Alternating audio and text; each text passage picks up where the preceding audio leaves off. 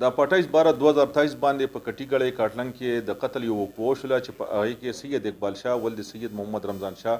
سګنا رمضان بانډه کټي ګړی رپورټ وکړو د مقتول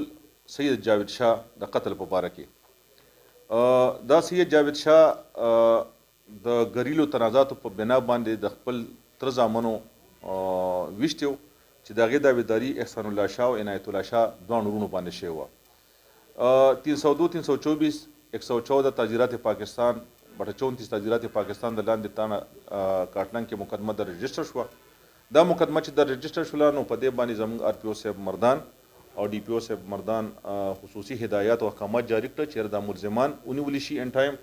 او په دې کې اعلی قتل او اعلی فایر چې کوم دنه هم ریکور شي ډي اس پی کاټلنګ زما نگرانۍ د لاندې ډي اس پی کاټلنګ نسیم خان اس ایچ او کاټلنګ مدثر خان او ډبل آی صاحب او ریاض خان ایسائی دا یو ټیم چې کوم دنو جوړ شو هغې ډېر ښکلې محنت وکړو او ډېر زر ټیم کې چې کوم دنو دا دواړه ملزمان اریسټ کړل چې کوم اصلي ملزم دی د ډز والا ملزم دی احسان الله شاه د هغه د قبضې نه چې کوم دی دوران گرفتاري چې کوم دی د هغه د قبضې نه یو کلاشنکوف ریکور شو 15 عدد کارتوس د سره په چارجر کې وغه ریکور شو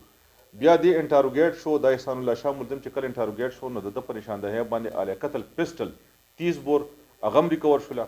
او هغه هم بروپر قبضه پولیس شوله دغسې ایس ایچ او صاحب په یو بله کاروایي کې چې کوم دنو ملزم نثار محمد یو کس د کټي ګړی د هغه هم کلاشنکوف او 27 عدد کارتوس او 2 چارجر ریکور کړي